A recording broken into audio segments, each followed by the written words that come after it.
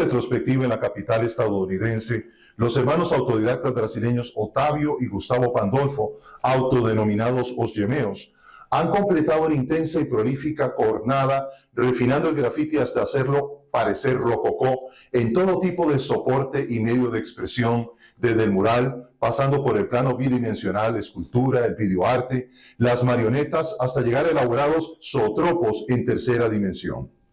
Su obra es ligera y etérea, es una historia sin fin, como el título de su muestra en el Museo Hirshhorn, con una narrativa principal sobre el escape y el crecimiento que comienza en la oscuridad y termina en impresionantes vórtices de colores brillantes. En la presente crítica de arte analizamos su abrumadora avalancha de figuras, episodios y colores que explotan cada espacio de la vasta área de exposición que ocuparon por casi un año en el Museo estadounidense, evocando un sueño lúdico que entremezcla la felicidad con la melancolía, confirmando su transición del arte callejero al entorno formal de los museos y galerías.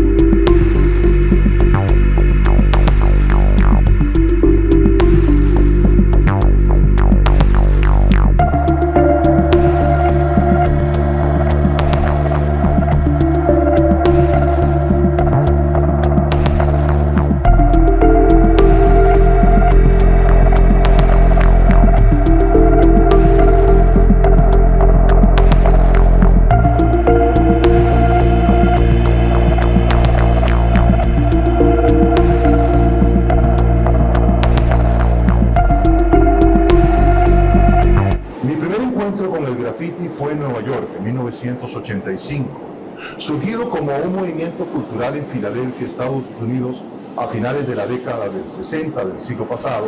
Se popularizó viralmente a finales de esa década en la ciudad que visitaba, con los testimonios gráficos en paredes de edificios y trenes subterráneos.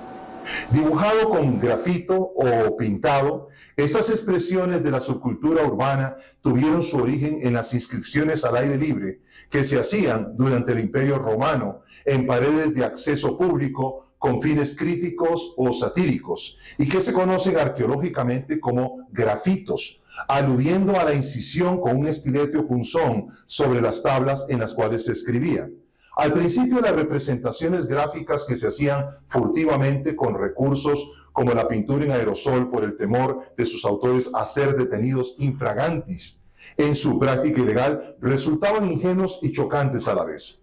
Unas veces eran textos con pretensiones poéticas y otros simplemente imágenes contestatarias contra la policía y el orden establecido, pero casi siempre afirmando la identidad del autor con un apodo ligado a un número como Taki 183, Clip 159 o Chino 174, el famoso tagging. Los autores querían dejar huella con cada acto de vandalismo gráfico con su propia firma. En cada representación había una urgencia por transmitir el mensaje sin olvidar al mensajero. A mediados de los años 70, muchos vagones del metro estaban tan completamente cubiertos de pinturas de arriba a abajo conocidas como obras maestras que era imposible ver por la ventana en esos trenes. Esto fomentó una suerte de cruzada de las autoridades y el público que obligó a los grafiteros a ser más agresivos y territoriales y reinventarse por temor a ser detenidos, a la represión policial y administrativa en general. El año anterior a mi visita a Nueva York, la Autoridad del Tránsito de la ciudad de Nueva York inició un programa quinquenal para erradicar el grafiti. Los años entre 1985 y 1989 se conocieron como la era de los grafiteros. Con el aumento de la seguridad, la cultura del grafiti había retrocedido. No obstante, a mediados de 1986, la Autoridad Metropolitana de Transporte y la anterior organización ya citada estaban ganando su guerra contra el graffiti, y el último tren con graffiti fue retirado del servicio en 1989. Pero el graffiti se reinventó, en especial en los años 90, con la adopción de nuevas técnicas como la aplicación del aerosol con plantillas y el pegado de carteles y pegatinas. Así, parte del trabajo se hacía en casa o en el taller del artista callejero. Luego, en la calle, el trabajo se hacía más rápido, reduciendo el tiempo que el creativo estaba expuesto para ser detectado por las autoridades. El más conocido representante de esta tendencia es Banksy, el autor inglés.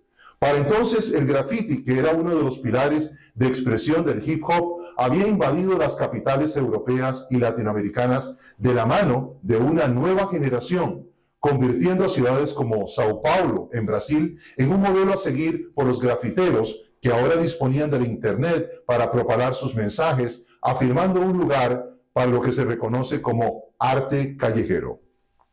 Además, habían experimentado una crisis de identidad por el interés de artistas y marchantes por capitalizar sus habilidades y temas, y el éxito de grafiteros avenidos artistas como Jean-Michel Basquiat y Keith Haring en la escena postmoderna.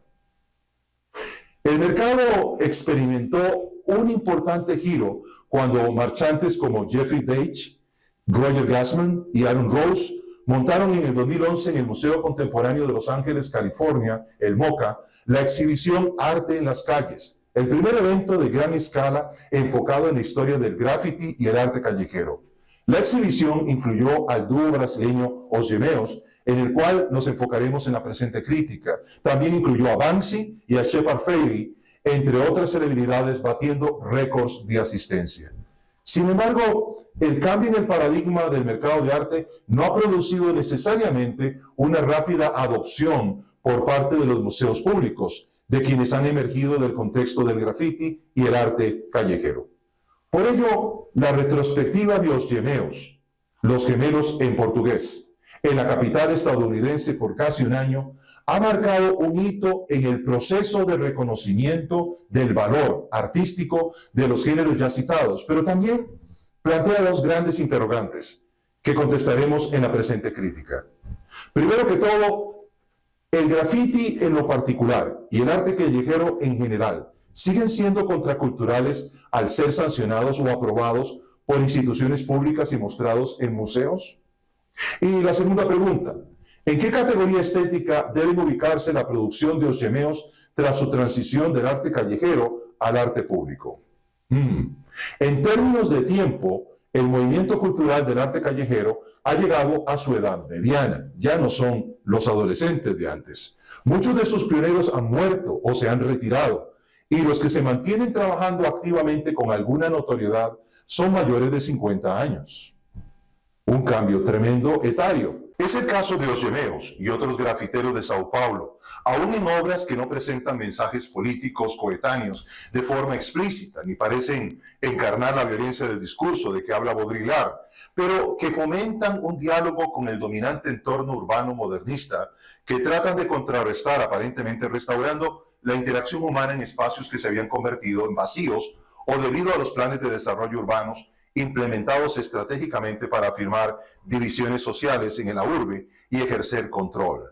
De hecho, en el caso de los gemelos, exponen lo absurdo de estas estructuras al repoblar los vacíos con personajes fantásticos y coloridos, formando una sociedad alternativa y rompiendo así la funcionalidad del muro como límite a la interacción humana.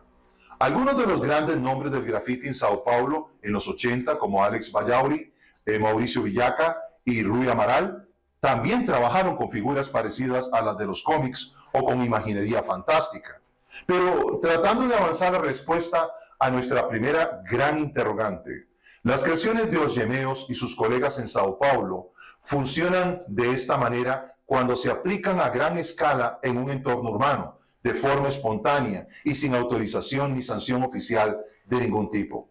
Como ha explicado el historiador de arte Theodor Kuttner, existe una cierta paradoja en la promoción y difusión de un movimiento contracultural, ya que implica inherentemente subvertirlo, trivializarlo o en cierta medida apropiárselo, Sin duda, cuando se encarga o autoriza oficialmente a artistas callejeros para realizar una obra en un muro exterior público o privado, incluso si esta obra es temática y estilísticamente idéntica a las obras creadas ilegalmente, el resultado debe clasificarse como una obra de arte público. Y esta es una gran diferencia. En otras palabras, cuando cesa la resistencia oficial desde el mismo Estado, como ocurre en Brasil, a movimientos como el graffiti y se lo sanciona e incluso comisiona para proyectos públicos, la relevancia de la contracultura se disipa inevitablemente. Sin embargo, una importante excepción en el caso brasileño, aunque hay similitudes con otros países, es la existencia del segundo movimiento callejero más vitriólico y controversial, la pichação, tagging en inglés, etiquetado en español.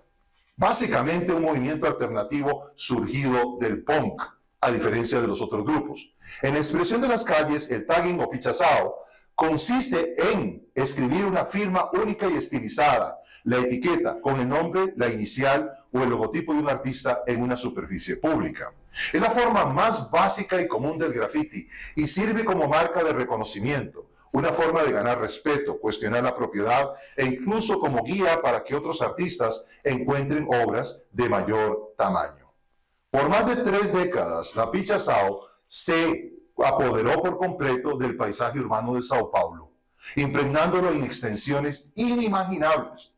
Su extrema proliferación, con su intenso rechazo a cualquier floritura estética o color, tuvo el efecto de hacer que el graffiti pareciera inofensivo en comparación, a pesar de que muchos grafiteiros, incluidos os gemeos, incorporaron la pichação en sus obras. Los medios en este caso fueron realmente los cómplices, los responsables de mover la atención pública y política hacia el graffiti y en contra de la subversiva pichação en la escena visual urbana brasileña. Como han dejado claro los artistas e investigadores Tristan Manco y Caleb Nilon en su libro Graffiti Brasil, el contraste entre la percepción pública del grafito y la pichação ha sido el factor medular en el encargo y la concesión de permisos para murales realizados por los grafiteros oficialmente en Sao Paulo. Escribiendo en el 2005, los autores citados consignaron que la presencia constante de pichação en todos los muros públicos, especialmente los más prominentes, facilitó el proceso de concesión de permisos a otros grafiteros menos polémicos. En Sao Paulo, en particular, los muros nunca permanecían limpios más de unas pocas semanas, y los administradores de propiedades a menudo buscaban la manera de organizar un mural con la esperanza de que esto mantuviera el muro a su cargo libre de esos otros alternativos pichaçaos. Entonces, el graffiti se convierte gradualmente en una capa de protección estética alternativa contra el ataque de esos alternativos, de ese pichação, aunque su efectividad se vio anulada cuando los pichadores, que es la traducción al español, comenzaron a atacar los murales de graffiti específicamente por esta razón, incluso varios murales que habían realizado os gemeos. Como resultado de estos ataques vandálicos, la distensión entre la escena del graffiti, que algunos investigadores definen como domesticada, y la obstinada antiestética en portugués de las pichação, solo se ha solidificado aún más en el discurso público. Esta marcada distinción se refleja en las palabras de Celita Procopio de Carvalho, la presidenta del Consejo Directivo de la Fundación Armando Álvarez Penteado, patrocinadora de la exposición Vertigem, que tuvo lugar en el 2009. En su introducción al catálogo afirma: asimismo, el graffiti y el grafitero ya no se perciben de la misma manera. Ya no se les etiqueta como vándalos, estatus que compartían hasta hace poco con los grafiteros, y hoy sus imágenes componen el paisaje urbano. Es a partir justamente de 2009 cuando los gemeos y otros grafiteros de su línea más oficial se empiezan a consolidar en el mercado internacional que el graffiti se distingue en la esfera pública y política brasileña del tagger o pichador, afirmando dos formas diferentes de intervención callejera. Esta es la paradoja de los gemeos, su éxito comercial y aprobación oficial los han hecho distanciarse de la fuente de su popularidad. Aunque iconográfica o estilísticamente encarnen la estética del arte callejero, se han convertido en lo que el historiador de arte Peter Bengtsen denomina practicantes de la estética callejera. es decir, creadores de productos comerciales que están de alguna manera asociados con el mundo del arte callejero mediante el empleo de temas cliché, lo que altera la autenticidad de su trabajo final. A diferencia de las obras artísticas, como ha enfatizado el filósofo Nicholas Riegel, las creaciones callejeras están en gran medida desconectadas del mundo del arte porque su importancia depende de que estén fuera de ese mundo.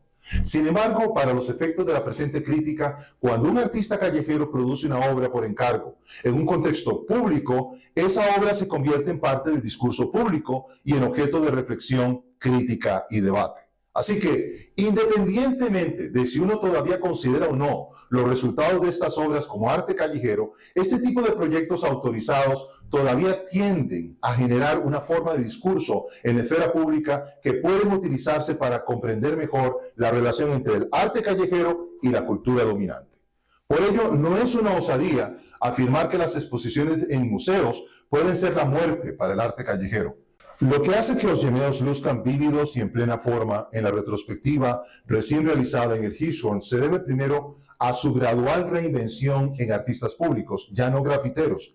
Ahora el mercado los exhibe como escultores, pintores y narradores.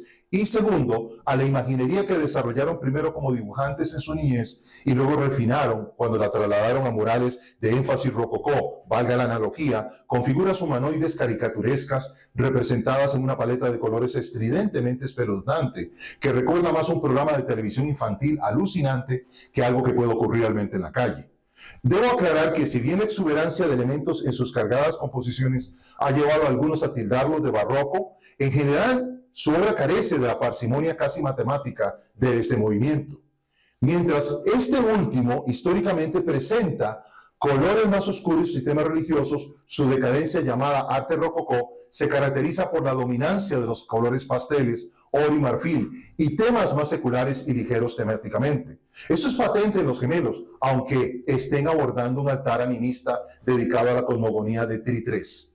No olvidemos tampoco cómo trabajan y refinan las superficies y elaboran los detalles ornamentales, a veces con líneas serpenteantes, pero siempre con una sensación de movimiento y dramatismo decadente.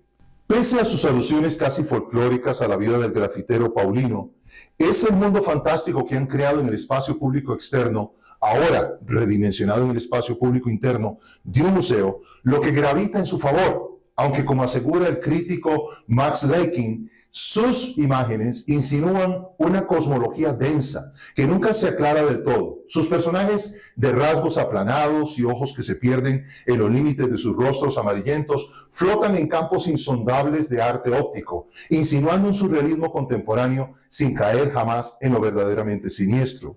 Sus avatares se atan fuegos artificiales a la espalda y emergen de conchas gigantescas más tipo Tex Avery que Marcel Duchamp. Los gemelos han sido el rostro del graffiti brasileño durante más de 4 décadas. Su gradual incorporación al mundo del arte internacional de tipo formal se ve oficializada por la exposición de casi un año de duración en el Museo Hirshhorn. Curada por Marina Isgro con el apoyo de C.J. Greenhill Caldera, Os Gemeos Endless Story, la historia sin fin, ha sido señalada como la primera muestra de los gemelos brasileños en un museo estadounidense y la mayor exposición de su obra en los Estados Unidos. Su transición de las calles al museo y las galerías ha sido impulsada por una ambición muy personal, según ha confesado Gustavo, uno de los gemelos, en una entrevista reciente.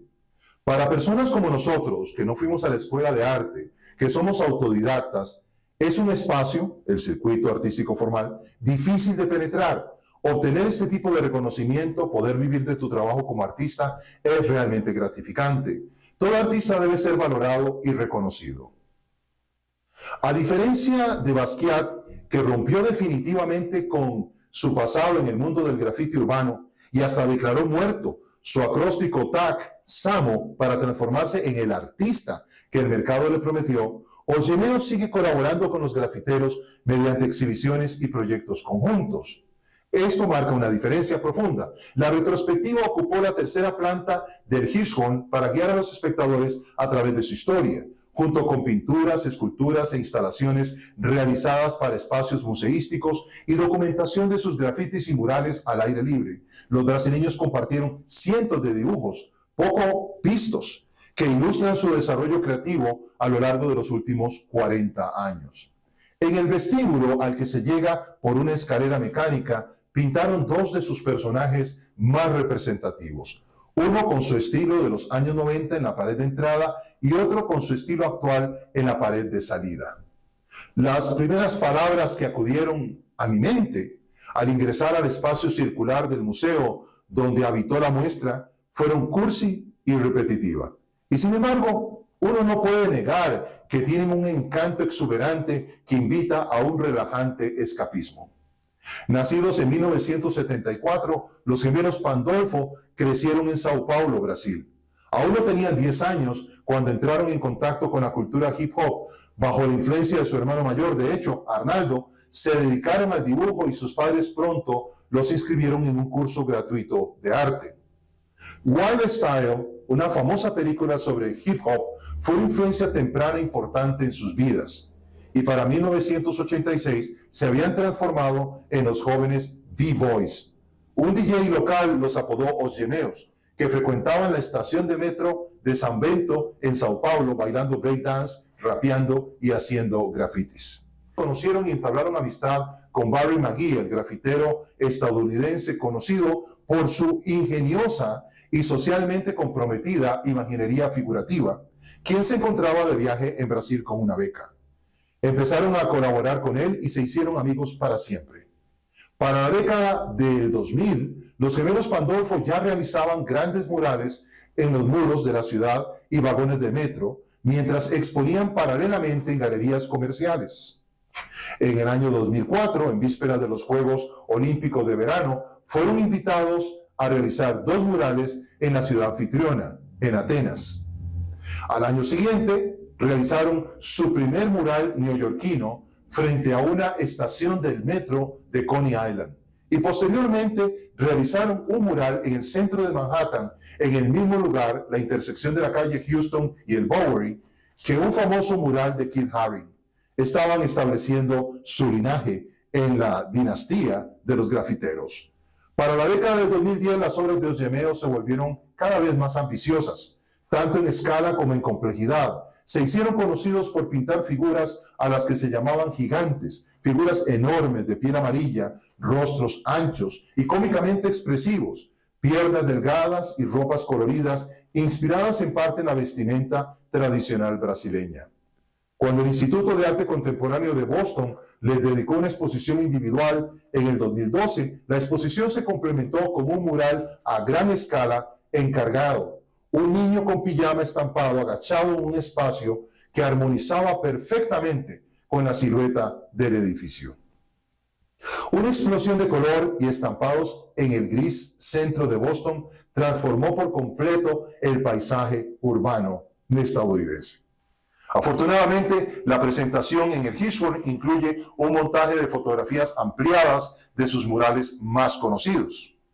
Por supuesto, la aceptación institucional en forma de murales por encargo es algo que los brasileños han buscado como en su momento otros grafiteros y autores callejeros en cualquier parte del planeta. Sin embargo, dentro de la comunidad del graffiti, el éxito en el mundo del arte en forma de muestras retrospectivas o monográficas en museos, además de la representación por parte de marchantes en galerías comerciales, causan un daño irreparable a su credibilidad en la calle. Pero Os Gemeos parecen estar cómodos con su fama y su creciente afluencia.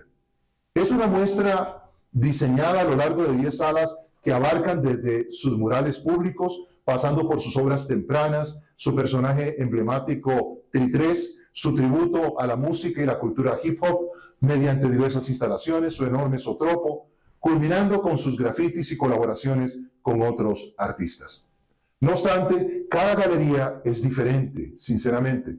Al principio, una falange de vitrinas rebosa de bocetos, tiras cómicas y parafernalia de graffiti, todo ello revelando los métodos de trabajo de los gemelos y sus impresionantes habilidades en el dibujo.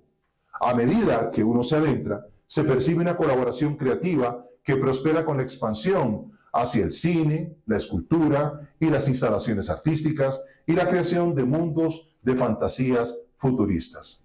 Gran parte de la imaginería de Os Gemeos está impulsada, como suele ocurrir con los mundos de fantasía, por la nostalgia.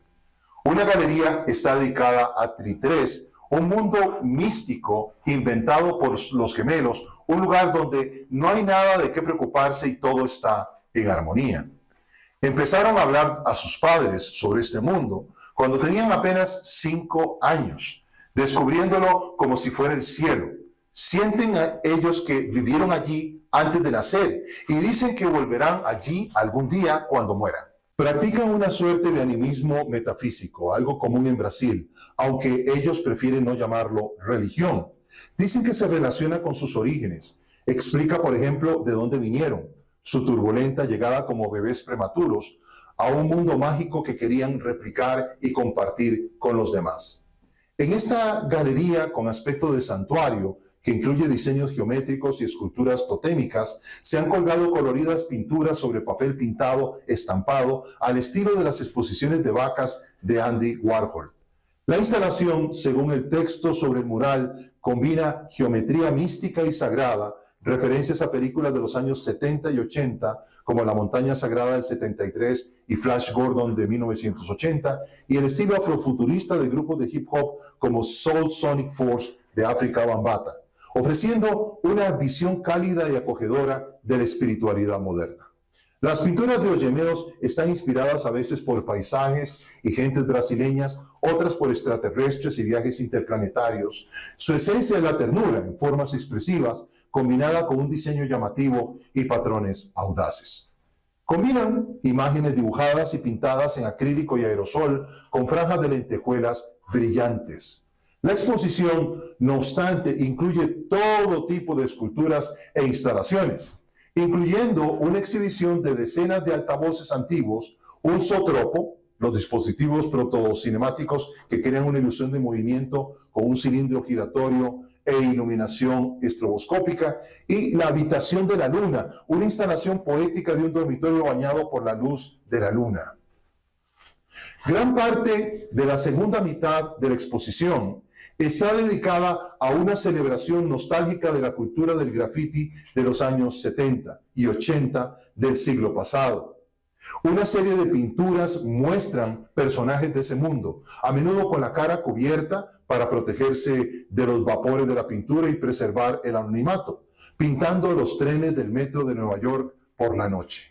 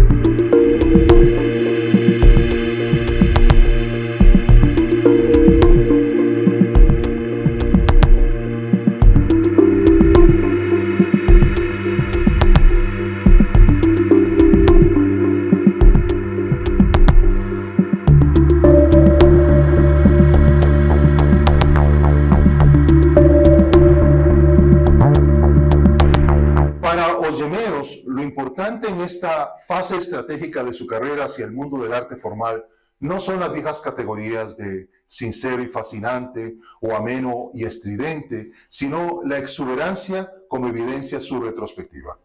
Y el mercado del arte está atento a cómo esta cualidad derriba aún más el muro que separa el arte de los museos de la expresión callejera. La tónica en su obra en general es fantástica y épica, ligera y etérea, como un sueño de felicidad con un trasfondo de melancolía. En su proceso creativo han adquirido una destreza que hace que cada obra luzca exquisitamente pulida y detallada, ofreciendo un espectáculo de técnica natural que invita a contemplarlas largamente. Las delicadas líneas negras que recorren muchas de sus imágenes evocan una llovizna de carbón con base en su oficio en la pintura con aerosol y otras técnicas mixtas. El color prismático de muchas de sus composiciones en gran formato tiene un grado de saturación inusual en el mundo del graffiti. Sus enormes murales ciertamente captan la atención y la imaginación, destacándose por sí solos en paisajes urbanos. Pero cuando sus obras de arte más pequeñas se limitan a un museo, como en este caso, las imágenes comienzan a resultar repetitivas, aunque parezcan provenir del mismo cuento de hadas. Claro, las personas y las cosas a menudo levitan o están apiladas de forma imposible y el entorno es un poco irreal, húmedo y seco a la vez, o duro y bastante esponjoso. Pero tanto el metro de Nueva York como las favelas de Sao Paulo están presentes en el casi millar de obras exhibidas y las figuras visten prendas con estampados brillantes que parecen verdaderamente brasileñas. No faltan peces con escamas de muchos colores. A menudo llevan algo en la boca como los portadores de buena suerte que se supone que son. Pequeñas chozas radiantes, personas o cabezas, figuras completas. Como ha escrito la crítica estadounidense Roberta Smith, su obra califica dentro del realismo mágico con un toque de crudeza. Si bien la avalancha de figuras, episodios y colores resulta al principio abrumadora, una lectura superficial de izquierda a derecha sugiere algunas posibilidades narrativas. Básicamente, es una historia de escape y crecimiento que comienza en la oscuridad y tras seguir algunos consejos de la Biblia, el Bosco y tal vez de M.C. Escher, termina en un impresionante vórtice de brillante color. Estas obras ingeniosamente compuestas celebran una actividad que muchos aborrecen, pero están tan suavizadas y cargadas de nostalgia, el hip hop y el graffiti alcanzaron la edad adulta, que parecen completamente inocuas. Por ello, vale la pena considerar si su estética tiene futuro. O, como pregunta el crítico Sebastián Smith, ¿la indudable originalidad de su obra se convertirá en nostalgia? Una nostalgia que puede tener un gran atractivo ahora mismo, pero que está destinada a marchitarse y a desvanecerse. Y otra pregunta que hace, ¿su logro representa algo más que un ejemplo notable de la aceptación de la cultura del graffiti en el mundo artístico? Y una tercera, ¿sus patrones frenéticos y alegres son simplemente una tapadera para la ternura y el kitsch de los recuerdos color de rosa? La obra de los Yemeos es indudablemente imaginativa y caprichosa, como adentrarse en un sueño o en un universo alternativo reconfortante. Si bien abarcan una amplia gama de medios, poseen un estilo preciso y refinado que ha transitado inexorablemente del graffiti callejero al arte formal de exposición. Su futuro como artistas no callejeros, como parte de las respuestas a las interrogantes ya citadas al inicio, dependen ahora de que encuentren una manera de conectarse con el presente, más que evadirlo, sin abandonar su fortaleza creativa en el lienzo interminable de los espacios públicos urbanos. Les habló Juan Carlos Flores Zúñiga para Ars Criterium ESIN desde el Museo y Jardín Escultórico Hirshhorn en Washington, D.C.